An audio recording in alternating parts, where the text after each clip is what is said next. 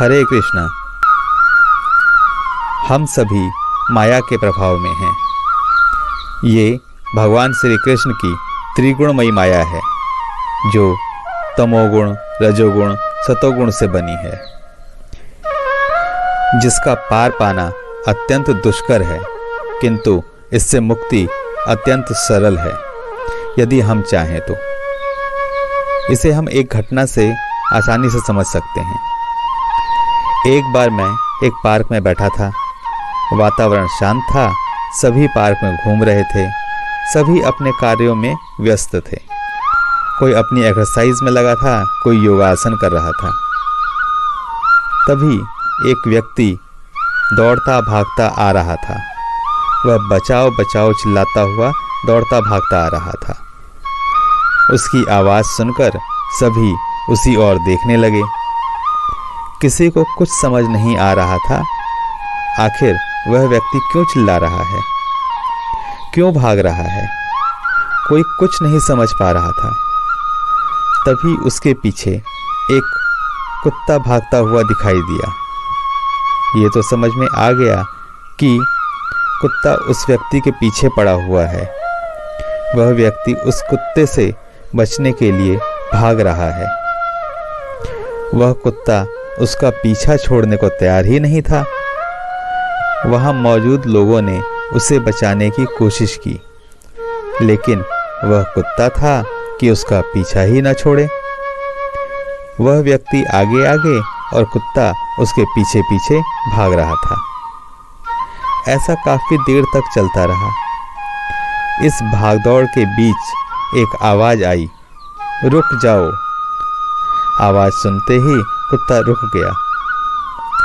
सभी मुड़कर आवाज की दिशा में देखने लगे। ऐसा कैसे हो गया? हमारे कहने से तो कुत्ता रुका नहीं। हमने बहुत कोशिश की, परंतु ये कौन है जिसकी एक आवाज मात्र सुनने से कुत्ता रुक गया और उस व्यक्ति का पीछा छोड़ दिया। इस पूरी सिचुएशन में एक अन्य व्यक्ति की एंट्री हुई, जिसने आवाज लगाई थी, रुक जाओ। इससे पहले मैं और सभी लोग कुछ समझ पाते, वह कुत्ता दौड़कर उस व्यक्ति के पास चला गया और उस व्यक्ति के पास जाकर बैठ गया और पूंछ हिलाने लगा। अब समझ में आ गया कि यह कुत्ता उस व्यक्ति का ही है। वह उस कुत्ते को लेकर वहां से चला गया। अब फिर से सब कुछ शांत हो चुका था।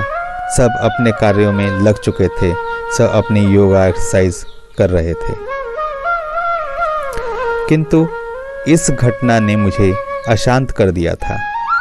मेरा मन उद्विग्न था, अशांत था, क्योंकि इसमें एक बहुत इम्पोर्टेंट तथ्य निकलकर सामने आया था।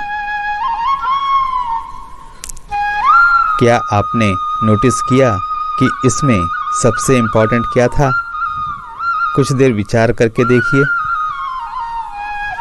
क्या था इसमें गेम चेंजिंग पॉइंट, जिससे पूरी सिचुएशन बदल गई, पूरी परिस्थिति को बदल कर रख दिया?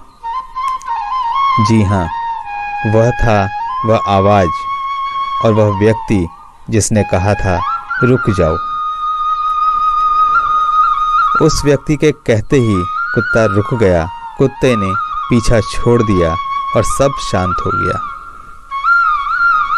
यही स्थिति हमारी है। कुत्ते की भांति माया भी हमारे पीछे पड़ी है। हम इस माया भौतिकता में उलझे हुए हैं।